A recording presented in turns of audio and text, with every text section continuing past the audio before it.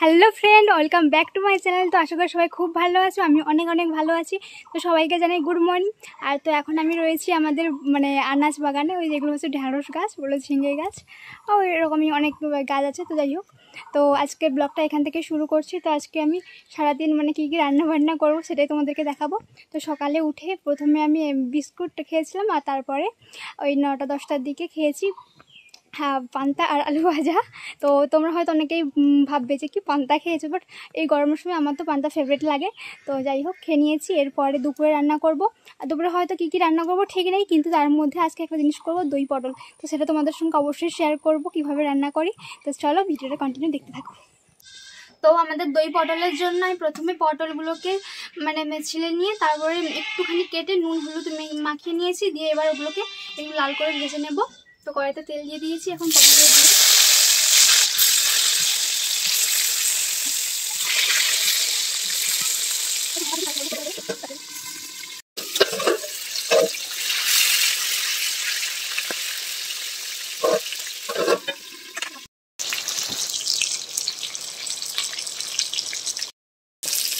তো এই দেখতে পাচ্ছি আমাদের পটলগুলো খুব ভালোভাবে ভাজা হয়ে গেছে। তো এবারে পটলগুলো তুলে নিচ্ছি।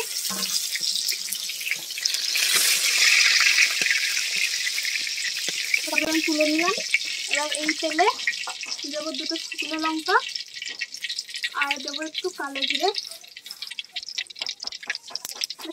এবারে দিচ্ছি পেঁয়াজ, কাঁচা লঙ্কা, আদা রসুনের বাটাটা।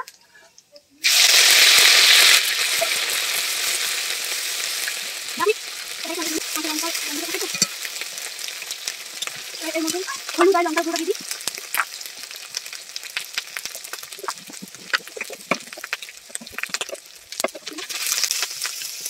জিরে বাটা আর ধনে বাটা দিয়ে দিচ্ছি। আর একটু নুন দেবো, একটু ভালো করে জল দিয়ে দিলে মশলা পুড়ে যাবে। এই যে মশলা খাটা ছিল ওখানে একটু জলটা দিয়ে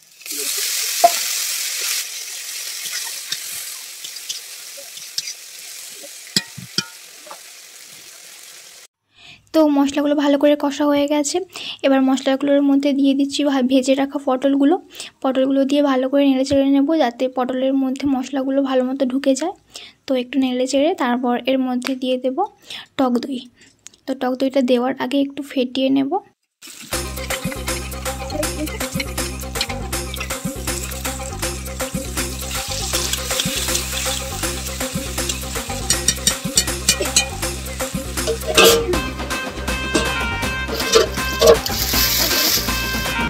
তো পটলগুলো খুব ভালো মতোই সেদ্ধ হয়ে গেছে। এরপরে জল দিয়ে দিচ্ছি কিছুটা, বেশি জল দেবো না, কারণ তরকারিটা মাখা মাখা থাকলেই ভালো লাগবে। তো এরপর জলটা দেওয়ার পরে একটু ঢাকা দিয়ে দেবো, যাতে যদি আর একটু বাকি থাকে তো সিদ্ধটা খুব ভালোভাবেই হয়ে যাবে। তো পটলটা পুরো সিদ্ধ হয়ে গেছে। এবার এর মধ্যে দেবো হচ্ছে একটু ঘি, বাস ঘি দেবো, আর একটু দেবো চিনি, যেটা তুমি চিনি খাও পছন্দ মতো একটুখানি, আর দিয়ে দেবো গরম মশলা।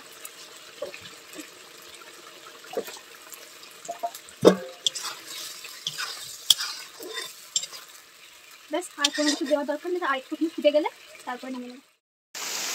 তো আমার রান্না বান্না সব কমপ্লিট হয়ে গেছে। আর রান্না করে এসেই দেখি হঠাৎ করে বৃষ্টি পড়ছে, আর আমি বৃষ্টিতে ভিজে ভিজে শাক ভাজা খাচ্ছি। কারণ কি বলতো, যেদিনকে আমাদের বাড়িতে শাক ভাজা হয় তো আমি চান করার আগে খেয়ে নিই, কারণ ভাতের সঙ্গে খেতে ভালো লাগে না। তো চলো আমি শাক ভাজা খেয়ে বৃষ্টিতে ভিজে ভিজে একটু চান করে তারপরে এসে কথা হচ্ছে। চলো টাটা।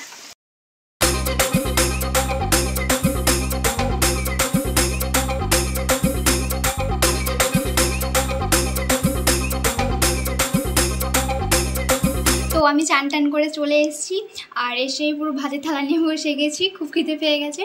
আর এই যে দেখো, তোমাদেরকে দেখাই কী কী রান্না হয়েছে।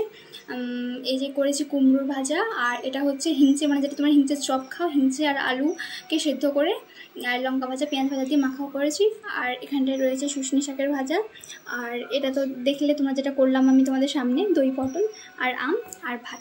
তো চলো আমি খাওয়া দাওয়া করি, দিয়ে খেয়ে দিয়ে তারপর তোমাদের সঙ্গে আবার কথা হচ্ছে।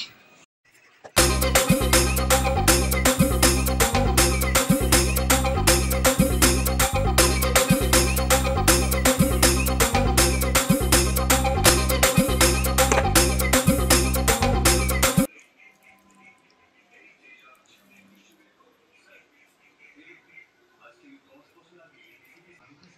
ফার্স্ট টাইম আমি দই পটল রান্না করলাম, সত্যি বলতে মোটামুটি ভালোই লেগেছে আমার। তো রেসিপিটা তোমাদের দেখে কেমন লাগলো অবশ্যই কমেন্ট করে জানিও, আর পারলে একবার বাড়িতে বানিয়ে খাও। তো চলো খেয়ে নিই, খেতে তারপরে দেখা হচ্ছে। তো আমি খাওয়া দাওয়া কমপ্লিট করে একটু শুয়েছিলাম, আর এখন বাজে 4টা। তো আমি একটু ছাদে এলাম। আর তোমরা হয়তো ভাবছো যে তুমি যখনই ব্লগ করো তখনই ছাদে আসো কেন। আসলে ব্যাপারটা কি বলো তো, এত গরম না, নিচে থাকা যায় না। তো সেই জন্য আমি জানো তো এই প্রায় সময় বিকেল টাইমটা আমি এসে একটু ছাদে ঘোরাঘুরি করি, একটু মানে সেরকম হয়তো বাতাস হয় না, কিন্তু তাও একটু খোলা, তো একটু হালকা ঠান্ডা ঠান্ডা ভাব লাগে। তো সেই জন্য এলাম। আর তো এই যে দেখতে পাচ্ছ আচার, এখন আমি আচার খাবো। আর এই আচারগুলো জানো তো আমাদের বাড়িতে হয়নি, বলেছিলাম না আমাদের বাড়িতে এবারে কোনো আমি হয়নি, তো আচার হবে কী করে বলো। এই আচারটা পাঠিয়েছিল মামা বাড়ি থেকে, তো দেখলাম এক্ষুনি ছাদে এসেছে, রোদে দেওয়া আছে, সেই জন্য একটু বের করে খাচ্ছি। বেরোচ্ছ না কেন? দেখো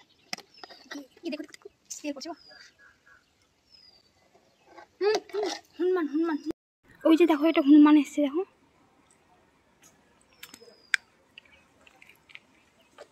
সব গাছের এখানে পেঁপে টেপে যত যা থাকে সব খেয়ে নেয়। আরও না মাঝখানটা একবার এসেছিলো সব বাচ্চা কাচ্চা নিয়ে, ওই যে দেখো, ওই যে বাচ্চারা দেখো দেখো দেখো দেখো দেখো কত ছোটো বাচ্চারা কীভাবে ধরে রেখেছে, দেখো যা যা চলে যাচ্ছে। হ্যাঁ কাকুদের বাড়িতে ঢুকে গেছে। ওই যে একজন দেখো বসছে, আসছে আসছে, দেখো দেখো দেখো দেখো দেখো দেখো।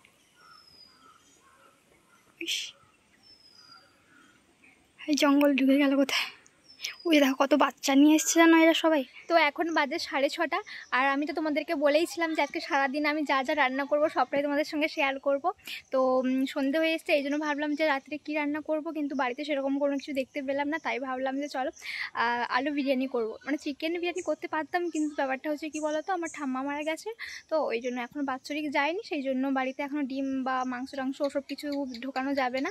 তো সেই জন্যই ভাবলাম আলু বিরিয়ানি করব। তো ওই জন্য ভাইকে পাঠিয়েছি দোকানে চাল আর মশলা টশলা যা লাগে সব কিছু আনতে, তো ও নিয়ে আসুক। তো চলো, তো তোমাদেরকে বলেছিলাম যে ভাই দোকানে গেছে, কিন্তু চলেও এসছে, কিন্তু ব্যাপারটা হচ্ছে যে কপাল খারাপ, চাল পায়নি। তো কি করব, যাই হোক করব ভেবেছি যখন, তো করব বাড়িতে থাকা চাল দিয়েই করব। তো হয়তো ভালো হবে না বা কি বলতে পারছি না, বাসমতি চাল হলে একটু ভালো হতো। তো যাই হোক করবো বলছি, করবো, যাই হোক না করবো। তো চলো, তো তোমরা দেখতে পাচ্ছ বিরিয়ানির জন্য আমি আলু টালু যা লাগবে সব কাটা শুরু করে দিয়েছি। তো দেখতে পাচ্ছ আমার আলুগুলো কাটা হয়ে গেছে, আর আমার পেঁয়াজও অনেকটা প্রায় কাটা হয়ে গেছে। তো তারপরে আমার পেঁয়াজ কাটতে কাটতে ঝাঁঝ লেগে চোখ দিয়ে জল বেরিয়ে এসেছিলো, তো সেটাই তোমাদেরকে দেখাচ্ছিলাম। তো বিরিয়ানির জন্য সবার প্রথমে আমরা আলুর তরকারিটা করে নিই। তো চলো, তার জন্য সবার প্রথমে কড়াইতে সাদা তেল দিচ্ছি।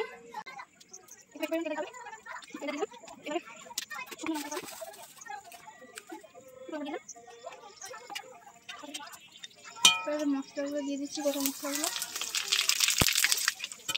পেঁয়াজটা পুরোপুরি বাটিয়ে নিয়ে একদম প্লেন করে, এই যে দেখতে পাচ্ছ এরকম করে বেটেছি, তো দিয়ে দিচ্ছি।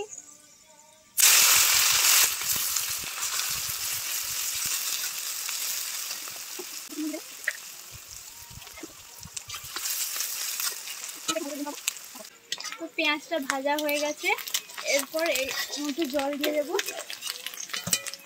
জলটা একটু বেশি পরিমাণে দিতে হবে, চাউলটা সেদ্ধ হবে।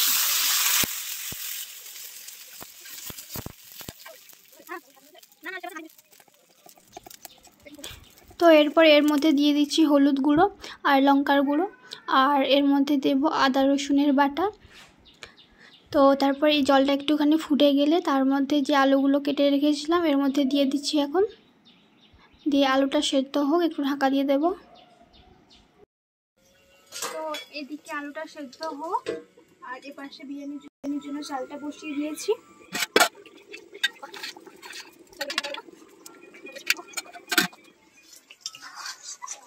তো আলু তরকারিটা পুরো একদম রেডি হয়ে গেছে। তো তরকারিটা নামিয়ে নিই, দিয়ে একদম হাঁড়িতে বসাবো দমে। তো চলো আলুর তরকারিটা প্রথমে হাঁড়িতে ঢেলে দিই।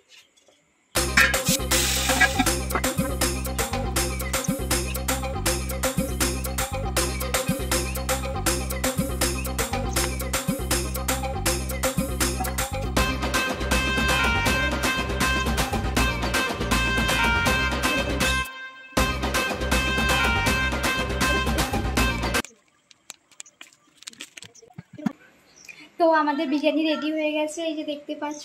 তো যাই হোক মোটামুটি হয়েছে, বাসমতি চাল হলে একটু বেশি ভালো হতো। যাই হোক, তো মোটামুটি যাই হোক হয়েছে, খাওয়া যাবে। তো আমি বিরিয়ানি খাই। আর তোমাদের এই ভিডিওটি ভালো লাগলে লাইক কমেন্ট শেয়ার সাবস্ক্রাইব করে দিও। দেখা হচ্ছে নেক্সট ভিডিওতে। টাটা।